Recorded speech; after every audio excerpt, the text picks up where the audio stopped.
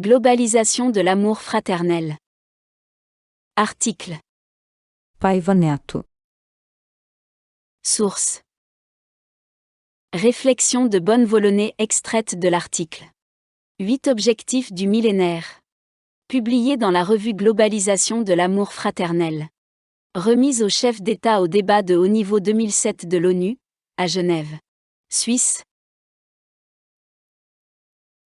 Lorsque nous parlons d'œcuménisme, nous voulons dire universalisme.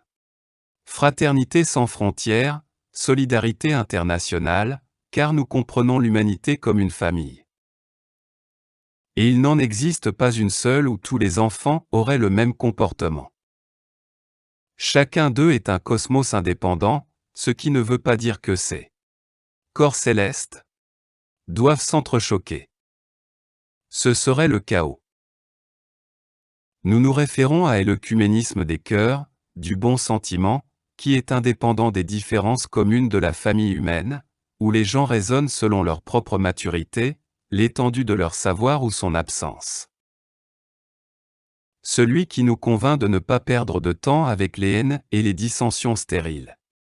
Mais qui nous amène à tendre la main à ceux qui sont tombés, car il est ému par la douleur, il enlève sa chemise pour en vêtir celui qui est nu.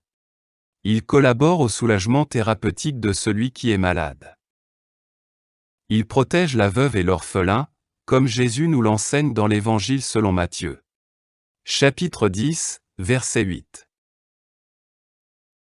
Qui comprend le sens élevé de l'écuménisme des cœurs sait que l'éducation fondée sur la spiritualité œcuménique est de plus en plus fondamentale pour le progrès des peuples. Parce que l'œcuménisme est l'éducation ouverte sur la paix. Pour le renforcement d'une nation. Non pas pour qu'elle domine les autres. Il est donc le refuge d'un pays et la survie du globe qui nous abrite comme des enfants qui ne se comportent pas toujours très bien. Il suffit de rappeler le phénomène désolant du réchauffement global. De moins en moins démenti par les plus grandes têtes pensantes du monde.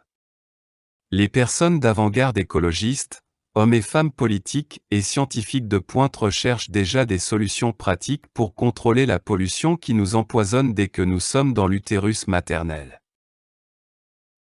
Comme je l'ai affirmé, en 1981, au journaliste italien résidant au Brésil. Paolo Rapoccio Parisi. 1921 à 2016. Et je l'ai reproduit dans Globalisation de l'amour fraternel. Il n'a jamais été aussi indispensable d'unir les efforts dans la lutte contre la faim et pour la conservation de la vie sur la planète.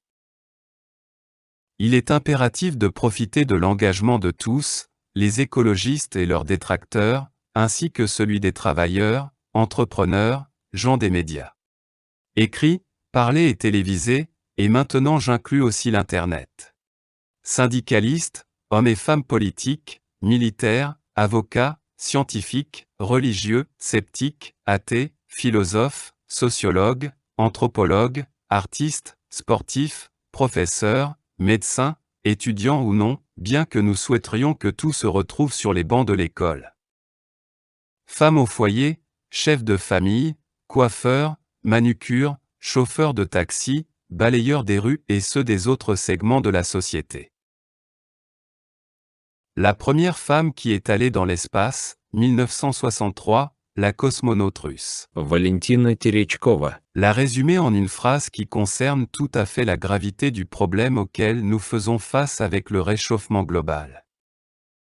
Une fois que vous serez allé dans l'espace, vous pourrez comprendre combien la Terre est petite et fragile.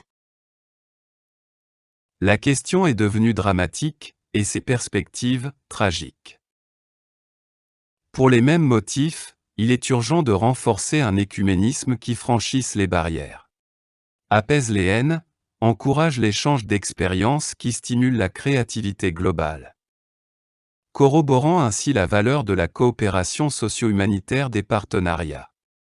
Comme par exemple dans les coopératives populaires au sein desquelles les femmes montrent leur prééminence et d'excellents résultats. Et en soulignant le fait qu'elles s'opposent frontalement contre le gaspillage. Nous avons réellement beaucoup à apprendre les uns avec les autres.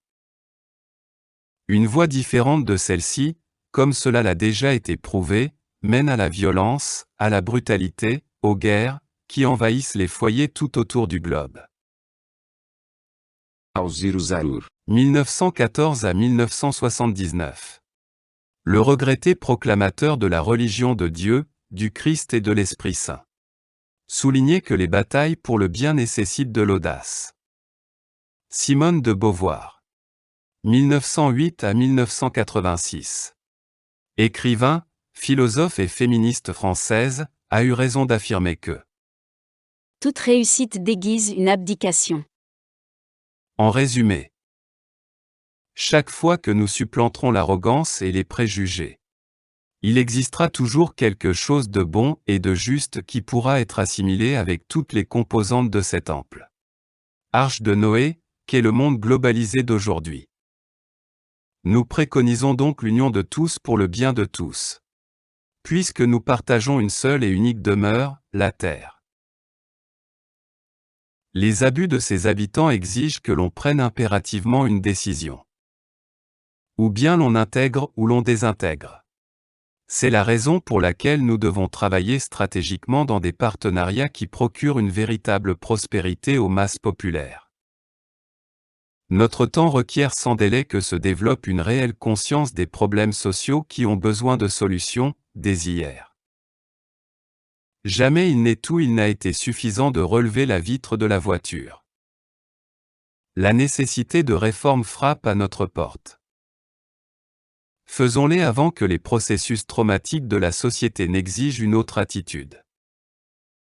Et alors, outre les anneaux, les doigts partiront aussi. Les exemples ne manquent pas au long de l'histoire.